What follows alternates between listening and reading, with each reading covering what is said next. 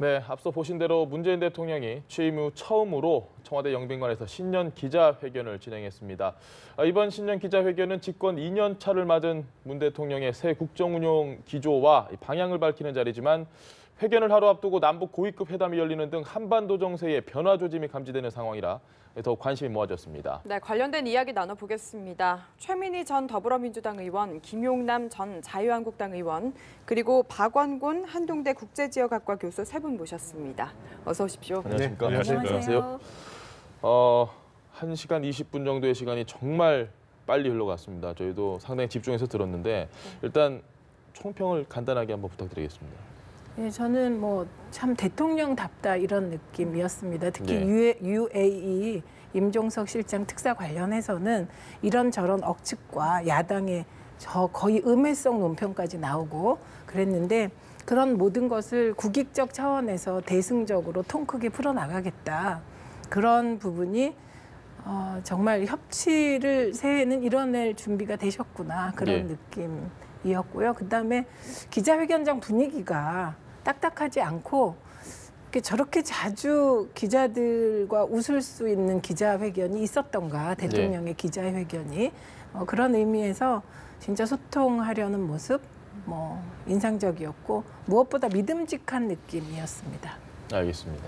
김 의원님 한번 총평 부탁드립니다. 네, 문재인 대통령께서 애는 많이 쓰셨는데 신년사 내용만 놓고 보면 이 포퓰리즘의 전형을 보는 듯합니다. 그러니까 신년사 내용만 보면 기초연금의 인상, 아동수당의 지급, 그리고 건강보험의 확대, 노동자 휴가지원제도 이것저것 많이 국가에서 어떤 시혜적 행정을 이렇게 많이 확대해 나가겠다는 부분이 대부분 많이 차지했는데요.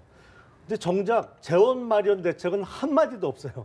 이걸 어떻게 돈을 마련해서 이걸 어떻게 할 건지, 이게 지속 가능한지에 대해서는 이런 방구 한마디도 없습니다. 그리고 지금 이미 문제점이 드러나고 있는 현상, 그러니까 최저임금의 급격한 인상으로 인해서 지금 실업률이 올라가고 일자리가 줄어들고 있는 현상이 지금 나타나기 이미 시작했는데 그런 문제점에 대해서는 애써 눈 감은 좀 글쎄요, 앞으로 어떻게 해결할지 모르겠습니다만 한마디로 그냥 요약하면 포퓰리즘적인 연설의 전형이 아닌가 싶습니다. 네, 교수님 말씀해 주시죠. 이 신년사 자체가 지금 국내의 그 유권자들, 우리 국내 한국의 우리 사람들을 대상으로 했다라는 것이 좀 분명하고요. 전반적으로 처음에 소개를 해주실 때 지금 외교 사안들, 엄중한 것들이 많이 있지만 전체적인 비중이 외교 사안들은 나중에 이제 질문을 받을 때는 좀 많이 나왔습니다만 신년 그 기조 연설 자체에는 비중이 굉장히 작게 잡혔더라고요. 그래서 경제, 사회, 정치 부분이 오히려 전체 비중의 거의 한 5분의 4 정도가 있고 마지막 부분에 이제 그 나머지 외교 안보 분야를 좀 언급을 했습니다. 전반적으로 그 외교 안보 분야로 국한해서 말씀드린다면은 무난했다라고 생각을 하고요. 한 가지 아쉬운 점이 있으면 이제 나머지 질문 시간들인데 이게 말씀하신 것처럼 1시간 20분이라는 시간이 그렇게 길지는 않더라고요. 특히 질문을 했으면 이제 대통령이 답변을 하는 과정에서 사실은 추가 질문에 좀 기회를 준다면 어떤 사안에 대해서 조금 더 심도 있는 그런 의견들이 좀 전해지는 과정이 있을지 않았을까 하는 약간의 아쉬움은 남습니다. 알겠습니다. 일단 전체적인 총평은 최 의원님과 김 의원님이 상당히 상반된 평가를 내린 가운데 저희가 조금 분야별로 나눠서 이야기를 나눠볼까 합니다. 처음에 일단 외교안보 분야, 특히 어제 이 남북 고위급 회담에서 여러 가지 이야기가 있었고 많은 합의를 이끌어냈고 이 부분을 이야기를 해야 될 것 같은데 일단 박 교수님께 먼저 질문 드릴게요. 외교안보 분야에 몇 가지 의미 있는 발언들이 충분히 있었습니다. 말씀드린 것처럼 근데 일단 우선적으로 연설에서는 가장 중요한 것은 늘 이제 반복하는 것처럼 한반도의 절대 전쟁은 있어서는 안 된다라는 것이 이제 가장 핵심적으로 얘기를 했고요. 근데 더불어서 제가 조금 관심 있게 본 게 한반도 비핵화를 매우 강조를 했습니다.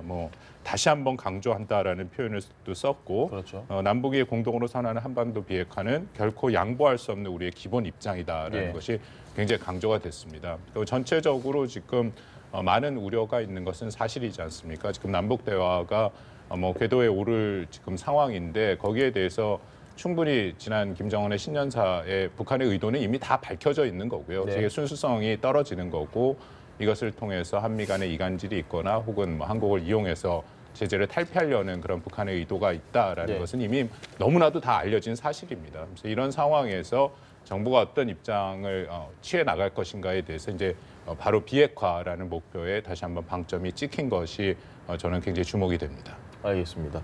최 의원님께도 뭐 계속해서 지금 문 대통령이 비핵화를 아주 많이 강조를 하면서 이야기에 힘을 줬습니다. 외신들은 좀 그래서 북한하고 남한하고 이렇게 하다 보면 미국의 어떤 방침하고는 부딪히는 순간이 오는 게 아니냐, 계속 대화를 가다 보면 이런 이야기도 질문이 있었는데 이에 대해서 또 잘 답변을 했던 것 같아요. 어떻게 보셨습니까? 일단 두 가지입니다. 비핵화를 강조하신 것은 예. 한반도의 북한 핵 문제가 해결되지 않으면 남북 관계가 성큼 진전하기 어렵다. 네. 이게 기본적인 상황을 짚으신 거고요.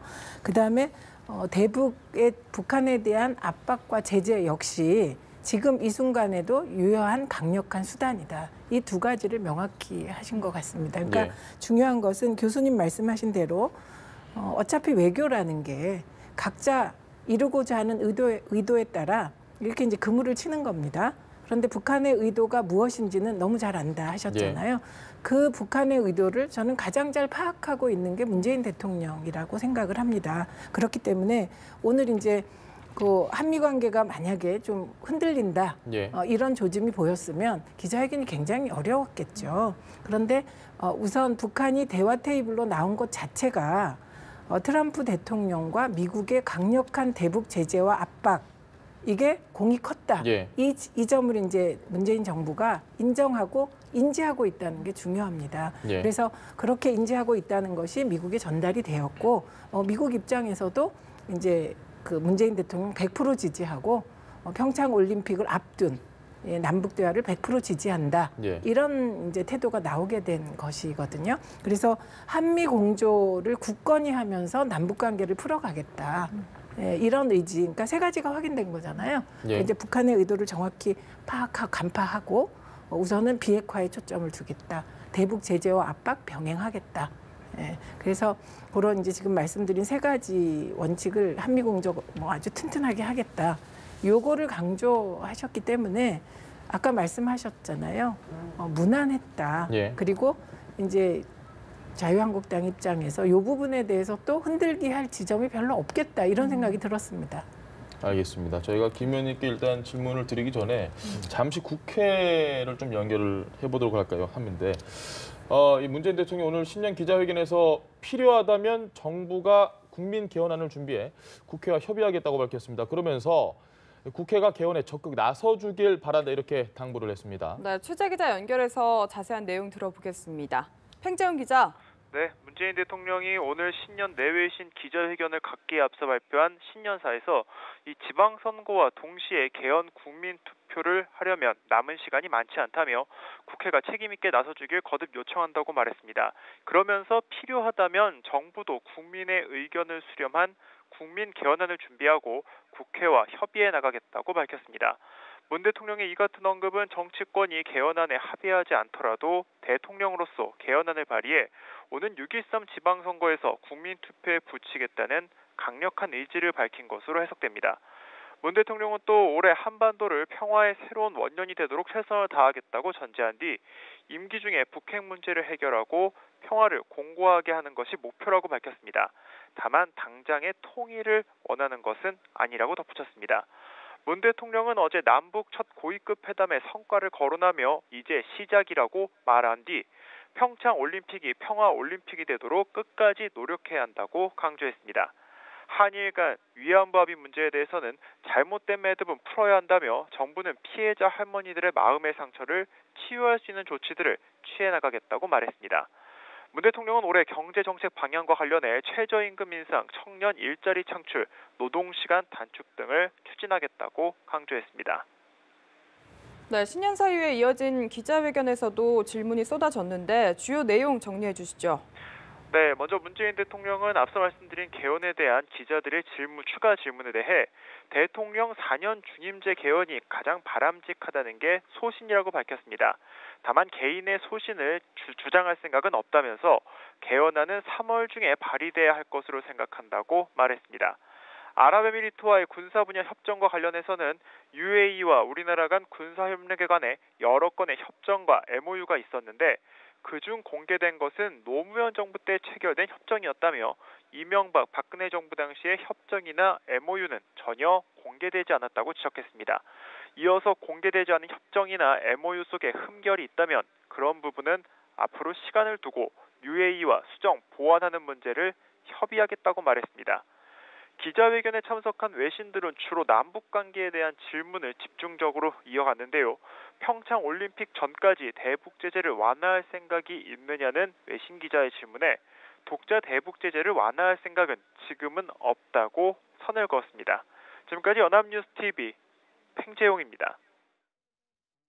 네, 팽재용 기자 연결해서 이야기 들어봤고요. 저희가 지금 신년 기자회견 그중에서 외교 안보 분야 관련해서 이야기 나눠보고 있었는데 앞서서 두 분은 좀 무난했다 이렇게 평가를 해주셨거든요. 그렇다면 김 의원님은 좀 어떻게 생각하고 계신지. 우선은 문재인 대통령께서 이제 남북 문제에 있어서 비핵화를 강조했기 때문에 예. 이른바 이제 속도 조절론적인 입장을 표명한 것이 아닌가 싶습니다. 그래서 안보 문제에 있어서는 일단 우려할 만한 어떤 표현은 안 나왔다. 예. 무난한 연설이었다라고 생각을 하고요. 근데 연설 내용, 신년사 내용 중에 하나 좀 눈에 띄는 것이 예. 내용 중에 저는 당장의 통일을 원하지 않습니다. 그러면서 임기 중에 북핵 문제 해결하고 평화를 공고히 하는 것이 목표입니다. 예. 이랬거든요. 그래서 저는 요 당장의 통일을 원하지 않는다는 문구 자체가 어떤 북한의 급변 사태를 전제로 한 아니면 북한의 정권 교체를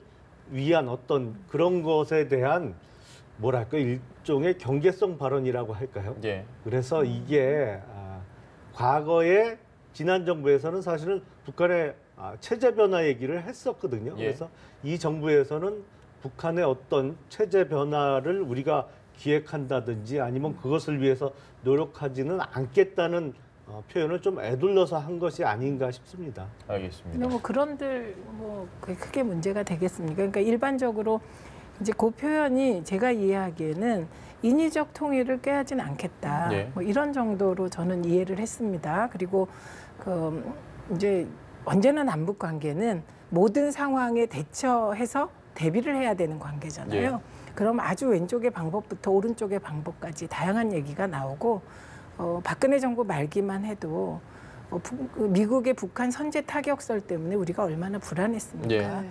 그런 모든 요소를 고려할 때 지금 상황에서 인위적 통일을 꾀하지는 않겠다. 뭐 이 정도 얘기고 그래서 지금 무슨 움직임이 있어서 누군가를 겨냥해서 네. 저 발언을 했다고는 보기 어렵습니다. 알겠습니다. 통일 관련돼서는 뭐 미국도 국무부의 기본적인 입장이 사불 정책이라고 해서 그 중에 네. 하나가 이제 인위적인 통일을 가속화하지 않겠다라는 거죠. 대통령이 오늘 신년 연설에서 이제 비슷한 표현을 우리 김 의원님 말씀하신 것처럼 당장의 통일을 원하지 않습니다. 예. 이것을 최 의원님 말씀처럼 약간 인위적인 통일을 원하지 않습니다라고 표현을 했으면 조금 더 확실한 의미가 전달됐을 거다라고 생각을 하고요.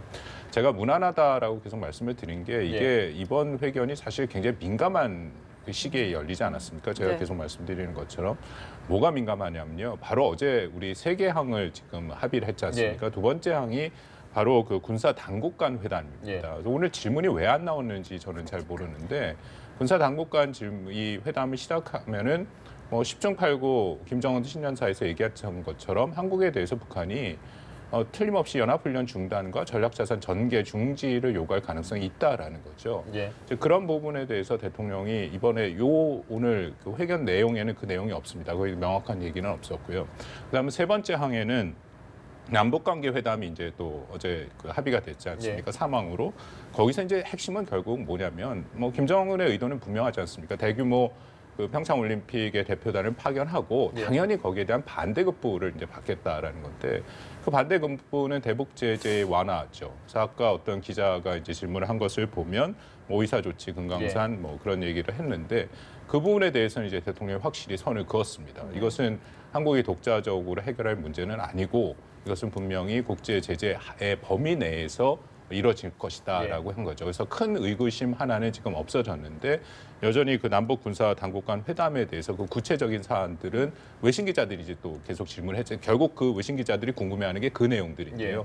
그 부분에 대해서도 저는 이제 명확한 어떤 그런 선을 긋는 얘기는 아직은 나타나지 않았습니다. 알겠습니다.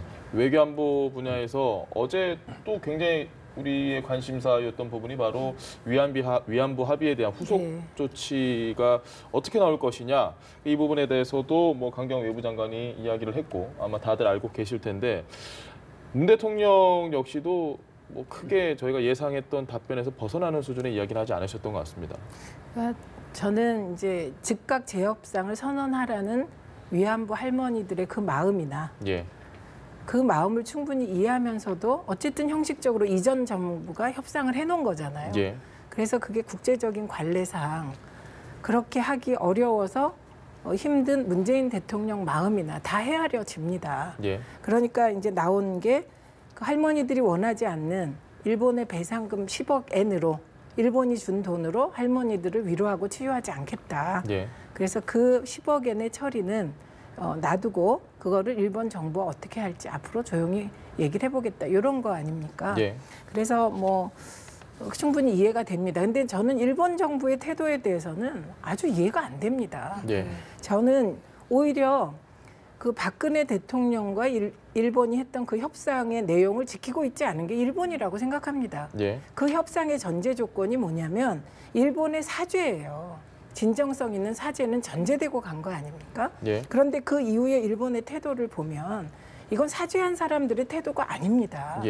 그래서 저는 오히려 내용상으로 협상을 깬 건 일본이다. 이런 말씀 드리고 싶고요. 이 대목에서 빌리 브란트 서독 총리가 폴란드에 가서 무릎을 꿇었습니다.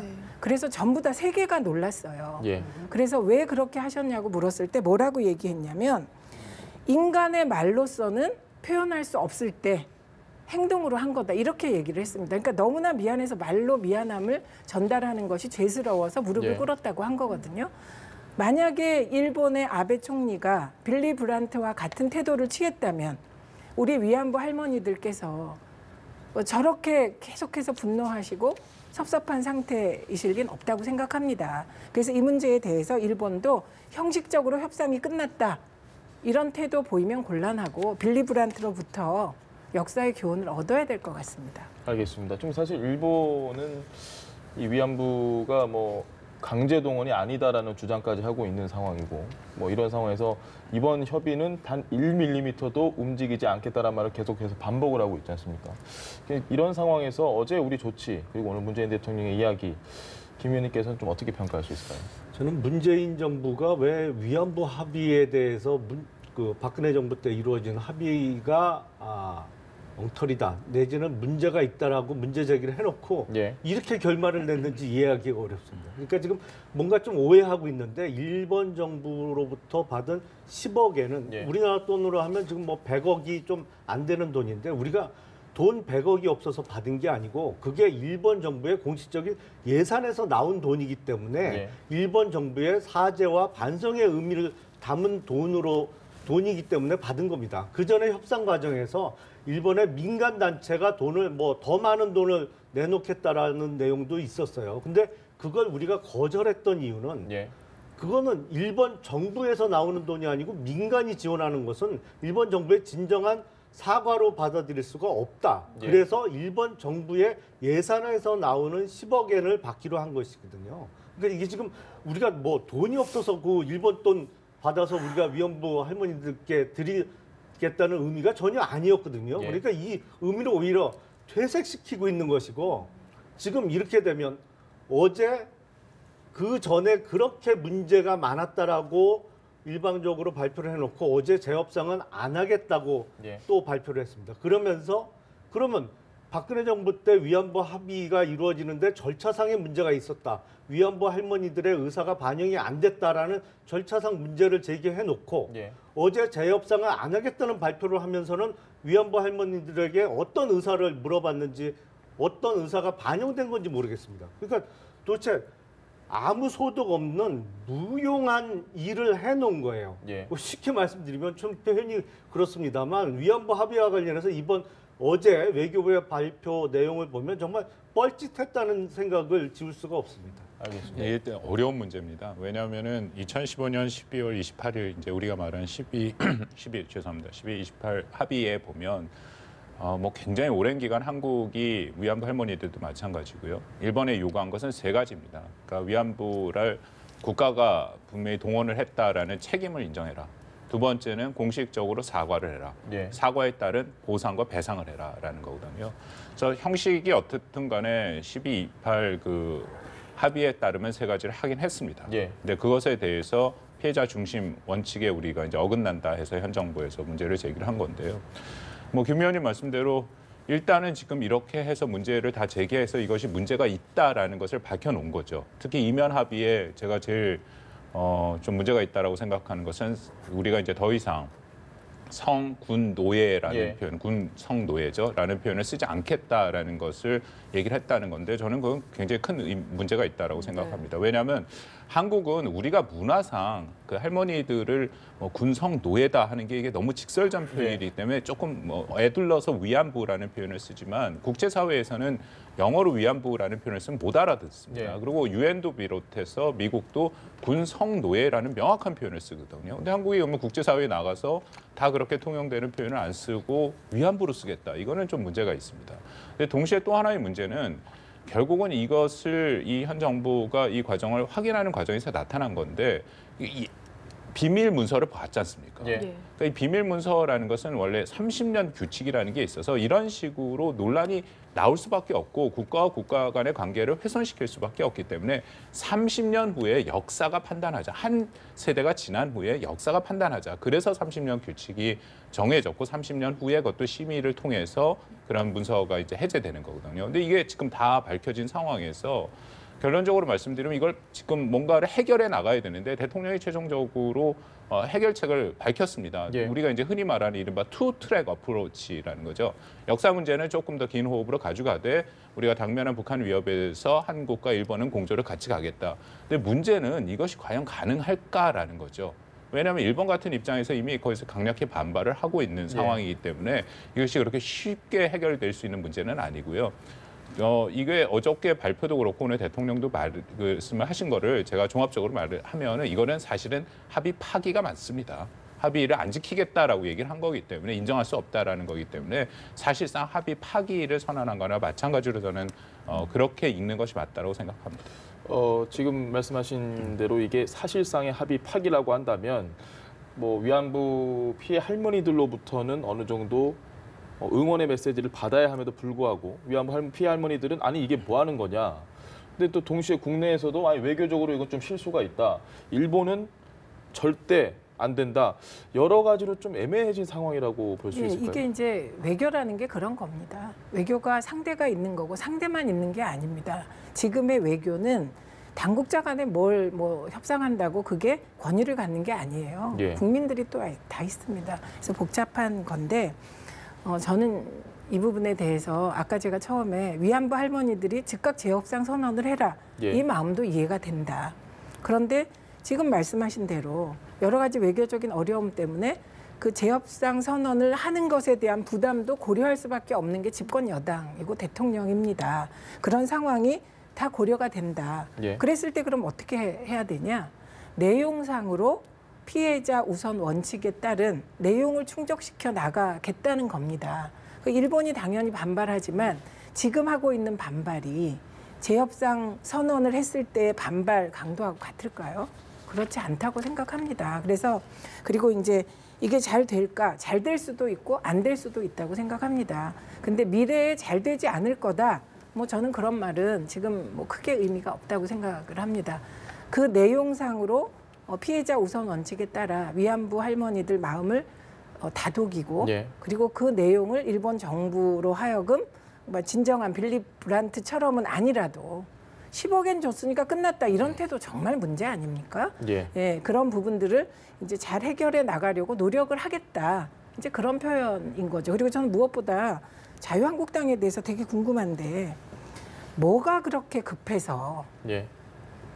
이게 이게 성노예잖아요. 정확히 성노예라는 단어를 쓰지 않기로 하면서까지 소녀상 이전 이 문제까지 비밀 합의를 하면서 이런 그 협상을 했는지 저는 박근혜 대통령은 뭐가 그렇게 급했을까? 예. 오히려 이제 여러 이렇게 복잡한 문제구나 생각하면 할수록 뭐가 그렇게 급해서 이런 졸속 비밀 굴욕적인 협상을 했는지 그게 점점 더 궁금해지더라고요. 그리고 그 잘못된 협상을 해결하려고 노력하는 현 정부에 대해서 이거를 또 정파적으로 흔들고 전 이건 대단히 잘못된 것 같습니다. 지금은 자유한국당은 오히려 박근혜 대통령 잘못을 자유한국당 의원들도 시인하시더라고요. 일부는. 그러면 지금 이 순간 어떻게 해결을 해야 될까에 국익적 관점에서 지혜를 모으고 그리고 특히 일본에 10억엔 줬으니까 끝났다는 듯한 저 태도에 대해서 같이 성토해 주셨으면 좋겠습니다. 알겠습니다. 뭐 질문을 안 드릴 수가 없는데. 글쎄, 뭐 제가 뭐 지난 박근혜 정부의 외교 정책을 담당했던 사람은 아닙니다만 예. 과거를 좀 되돌려 보면 박근혜 정부가 취임하면서 사실은 우리가 한미 정상회담 다음에는 주로 일본 중간에 순서가 바뀐 적은 중국하고 바뀐 적은 있습니다만 예.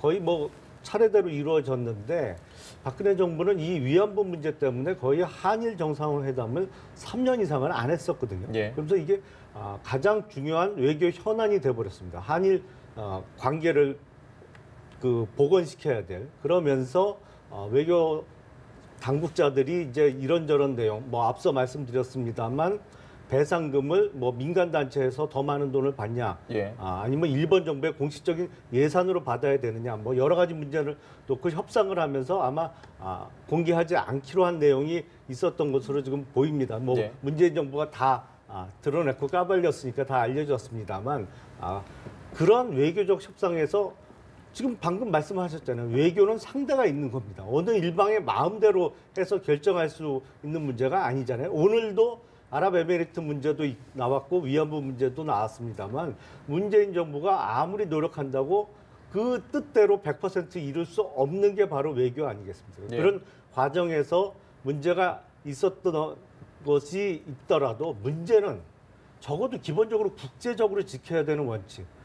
이 비밀을 유지하기로 했으면 그거는 지켜줘야 되는데 이게 정권이 바뀌었다고 해서 그냥 바로 지난 정권의 어떤 잘못을 들추어내면서 끄집어내서 이제 어느 나라가 우리나라를 믿고 정말 비공개 합의를 하겠어요. 그러니까 그거는 국익을 생각한다면 적어도 아무리 전 정권을 공격하고 싶더라도 하지 말았어야 될 행동이 아닌가 싶습니다. 아유, 그 얘기는 자유한국당이 하실 말이 아니죠. NLL 대화록 등 비밀 문서를 선거에 이용하신 게 자유한국당 알겠습니다. 아닙니까? 그 부분에 그래서 대해서 제가 얘기 잠깐 좀, 말씀을 박 교수님께서 드리면요. 한번 예.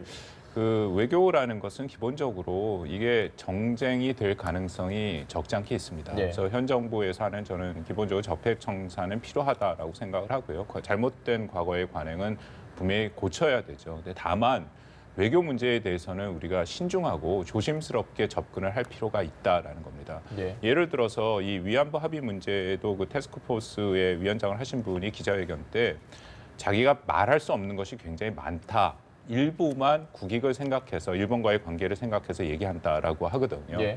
그게 맞습니다. 제가 사실 외교사를 전공을 해서 그 비밀 해제된 문서를 보고 이제 공부를 하는 사람인데요. 일종의 국가와 국가가 협의를 해서 합의를 이룰 때는 별별 얘기가 다 나옵니다. 근데 그것이 기록으로 다 남아 있거든요. 그래서 최종적으로 우리가 합의만 보는 거고, 그래서 그것을 30년 이후에 열어보자라는 겁니다. 이번도 위안부 합의에 사실 그 민간 위원들이 가서 그것을 다 봤는데 굉장히 많은 얘기들이 극단적인 얘기들도 많이 나왔을 거예요. 심지어 네. 제가 추정컨은 독도 얘기도 나올 수 있는 거고요. 끝과 끝에서, 왜냐하면 협상을 하려면 양쪽 끝단에서 얘기를 해서 점점점 좁혀가는 거 아닙니까? 그러니까 많은 얘기들이 나왔을 거고, 그래서 그런 부분들은 정말로 30년 후에 예. 역사가 판단할 수 있도록 내버려 두는 것이 좀 적절하다라고 생각을 합니다. 기본적으로 저 말에 동의를 하는데 이 위안부 협상을 끝냈을 때 박근혜 정부가 이미 그때부터 이면 합의 문제 제기가 나온 거 다들 기억하실 겁니다. 그러니까 그 중에서도 특히 소녀상과 관련하여서 무슨 이면 합의가 있었다는 얘기는 여러 차례 지적이 돼 있었습니다. 그러니까 그런 원칙적으로 국가 간의 비밀 협약이 있었다고 하더라도 그것이 국익에 우선해서 뭐 30년 정도 비밀 해제되고 역사적으로 판단하자고 원론적으로 동의합니다. 근데 이미 이 문제는 너무나 많은 문제 제기가 있었기 때문에 그 극히 일부분, 뭐 더한 얘기도 있었겠죠. 근데 그 극히 일부분에 대해서는 그 답을 안 할 수 없는 상황이었다. 왜냐하면 위안부 할머니들과 정신대 문제 대책협의회가 있거든요. 정대협에서 요구를 하는 겁니다. 그리고 그 시민단체에서 이렇게 확보할 수 있는 문서를 가지고 TF에 요구를 하는 겁니다. 그래서 아주 제한적인 범위 내에서 말씀하신 대로 공개하게 되었다. 최 의원님, 제가 그 말씀에 제가 정말 우려돼서 하는 얘기인데 현 정부에서도 사실은 사드 문제를 갖고 중국에 대해서 삼불을 얘기를 했지 않습니까? 거기에 대해 합의가 없었다라고 얘기를 하는데 이게 아마 문서를 열어보고 그 과정을 확인을 하면 어떻게든지 그것에 대한 논의가 있었을 수 있고요. 또 UA 문제도 마찬가지입니다. 거기도 현 정부에서 어떻게 접근을 했는지는 오늘 뭐 대통령이 잠깐 말씀하셨습니다만 이제 그런 부분들이 있다라는 거죠. 저는 이걸 잘잘못을 얘기를 하고자 하는 것은 아니고 상대가 있는 정말 외교일 경우에는 그런 부분들은 묻어두는 게 맞습니다. 그렇기 때문에 이게 제가 한국만 사례로 얘기를 하는 것이 아니라 대부분의 선진국, 예를 들어서 미국도 그렇고 영국도 그렇고 30년 규칙이 그래서 만들어진 거고요. 이게 재밌는 게 30년 규칙, 30년 후에 열거나 아니면 그것의 당사자들이 돌아가신 후에 열도록 그렇게 지금 이 일종의 장치들이 돼 있다라는 거죠. 그래서 그것은 후에 사가들이 좀 판단을 할 수 있도록 그렇게 내버려 두는 것이 맞다라고 저는 여전히 생각합니다. 아니 이거는 제가 그건 원론적으로 동의를 합니다. 근데 우리나라의 정권 교체가 그런 원론적인 말로 모든 걸 설명할 그런 상황에서 이루어진 게 아닙니다. 국정농단이라는 정말 전대미문의 사건으로 조기 대선으로 정부가 바뀌었고 그리고 그 촛불혁명으로 이루어진 정부 아닙니까? 그래서 국민들이 지속적으로 제기한 문제에 대해서 정말 최소한으로 그런 일반적 원론을 정말 고려하면서 지금 일을 하고 있다고 생각하고요. 그렇기 때문에 UAE 건도 그거 민주당이나 문재인 정부가 먼저 제기한 게 아닙니다. 그 제기된 문제를 푸는 과정이었는데 자유한국당에서 이제는 뭐 말씀도 안 하시던데 UAE 왕세자의 무슨 비밀 돈을 들여다봐서 이게 문제가 됐다는 등 터무니없는 문제 제기를 하면서 이게 증폭된 것이거든요. 그래서 지금 말씀하신 대로 사드 문제는 이미 강경화 장관이 국회에서 이 세 가지 원칙 얘기했습니다. 그게 뭐 비밀로 하거나 그런 건 아니었습니다. 알겠습니다. 저희 외교안보 논의가 좀 뜨겁게 달궈졌는데 사실 많은 것들이 논의가 돼서 좀 정치권으로 넘어가서 개헌 이야기 좀 해보겠습니다. 사실 신년사에서도 계속해서 좀 주장을 했었던 거예요. 지방선거와 개헌 투표가 동시에 실시돼야 된다. 국민과의 약속이다. 이 이야기 하셨고요. 그리고 질의응답에서 권력구조 개편은 합의가 안 되면 다음으로 미룰 수도 있다. 뭐 이 이야기까지 했거든요. 이에 대해서 좀 어떻게 평가하시는지. 오늘 문재인 대통령의 신년사에서는 개헌 의지를 다시 한번 밝힌 것으로 보입니다. 그래서 지금 얘기되고 있는 국회에서 개헌은 뭐 아시다시피 두 가지의 발의가 가능하지 않습니까? 그러니까 국회에서 발의할 수가 있고 아니면 대통령이 발의하거나. 근데 대통령이 발의를 해도 국회 제적위원회 3분의 2, 그러니까 200명 이상의 찬성이 있어야 되거든요. 그래서 지금 국회의 개헌 특위가 계속 가동 중입니다만 과연 국회에서 합의된 개헌안을 내놓을 수 있느냐에 대한 의구심이 많은 상황에서 그게 안 되면 3월 중에는 대통령 발의라도 하겠다는 의지를 표명했습니다. 근데 저는 조금 방법에 있어서 제가 보기엔 지금 정부나 민주당이 얘기하고 있는 헌법 전문부터 시작해서 어떤 우리가 지향하는 국가 이념에 대해서 자유민주주의를 빼느냐 마느냐 그리고 여러 가지 기본권 체계를 한꺼번에 다 바꾸는 개헌을 6월 13일 지방선거와 동시에 하기는 저는 물리적으로 불가능하다고 생각합니다. 제가 현실적으로 가능한 개헌은 오히려 권력체계, 그러니까 대통령제를 4년 중임제로 바꾸느냐 마느냐. 그러니까 소위 얘기하는 원포인트 개헌을 위해서 개헌 작업을 해야 되고 그것만 바꾸는 전제하에 개헌은 6월 13일 지방선거와 동시에 할 수 있다고 생각하는데 대통령께서는 그 거꾸로 말씀하셨어요. 그러니까 개헌은 6월 13일 지방선거와 동시에 할 건데 권력구조 개편은 합의가 안 되면 미룰 수도 있다. 그러니까 예. 다른 기본권 조항이라든지 여러 가지 국가 이념에 대한 개헌을 먼저 하고 권력구조 개편은 다음 개헌 때 할 수 있다. 그래서 오히려 그거는 현실적으로 좀 가능성이 많이 떨어지는 말씀을 한 것이 아닌가 싶습니다. 알겠습니다. 근데 최 의원님은 이게 어떻게 개헌을 기준을 어디다 두느냐의 문제인 것 같습니다. 예. 개헌이라는 게 국민의 삶의 질을 개선하는 기본권 개헌, 그리고 지방분권도 사실은 지방에 거주하는 국민들의 삶의 질을 개선하는 문제거든요. 예. 거기에 기준을 두느냐, 아니면 권력 나눠먹기에 두느냐, 이 차이라고 생각을 합니다. 그러니까 제왕적 대통령제가 왜 제왕적 대통령제의 폐해가 드러나느냐, 이 문제는 별건으로 하더라도 지금 국회와 일부 야당에서 요구하는 소위 내각제나 이원 집정부제를 뭐 대통령 분권이라고 얘기하는데 그런 것들은 제왕적 대통령제를 300명 국회의원, 그러니까 제왕적 300명의 국회의원을 만드는 개헌이라고 저는 봅니다. 네. 그래서 이 국민의 삶의 질을 직접적으로 바꾸기 위한 기본권 개헌, 지방분권 개헌이 더 중요하지. 예. 그런 제왕적 300명의 국회의원 만드는 그런 권력 나눠먹기 개헌이 뭐가 중요합니까?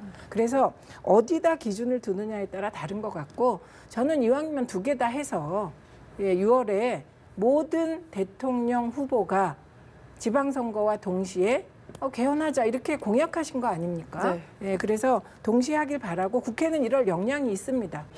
이 정치 외교안보 이야기를 많이 했는데 경제 얘기를 안 할 수 없습니다. 특히 그중에 최저임금 인상에 따라 뭐 여러 가지 부작용, 일자리가 줄어든다든가 뭐 기자들이 좀 질문을 했죠. 근데 이 부분에 대해서 문재인 대통령의 답변 좀 어떻게 평가하십니까? 그래서 답변을 좀 두리뭉실하게 하시면서 네. 지금 일어나고 있는 심각한 문제에 대해서는 정확한 인식이 없으신 게 아닌가라는 그 인상을 받았습니다. 그러니까 네. 뭐 신년사에도 일자리 상황판을 제일 먼저 만들었다. 그리고 뭐 임금 인상, 최저임금을 16.4% 인상해서 네. 국민의 삶이 나아질 거다. 이렇게 자화자찬식으로 말씀을 하셨는데 당장 지금 아르바이트 월급 올려준다 그러더니 아르바이트 자리 자체를 없애버리고 있거든요. 네. 그래서 지금 실업률이 청년 실업률을 포함해서 모든 실업률이 최고치를 기록하고 있습니다. 저는 더 걱정되는 게 지금 반도체를 비롯한 일부 수출 품목을 제외하고 국내 경기, 실물 네. 경기는 침체기잖아요. 근데 경기 침체기에 이 임금 인상으로 인해서 물가가 오르는 이게 경제학에서 교과서에서나 배우던 얘기인데 경기 침체와 물가 폭등이 같이 오는 스태그플레이션이 지금 나타나기 시작했거든요. 네.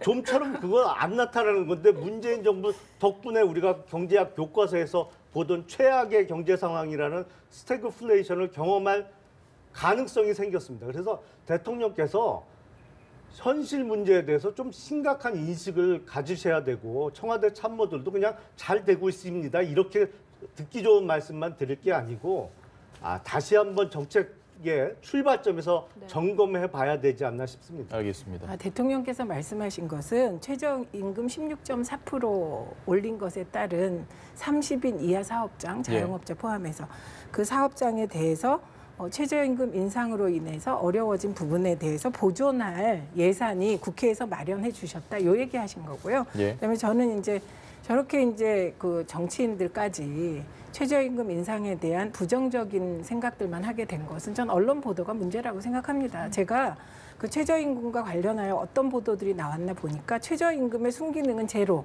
예. 보도가요. 그러니까 전부 부정적인 보도입니다. 그리고 지금 이제 그 경제학 용어까지 동원하시게 된 것도 조금 더 자료를 보셔야 될 것 같아요. 청년 실업률이 지금 최고라는 그런 통계치 나온 게 없습니다.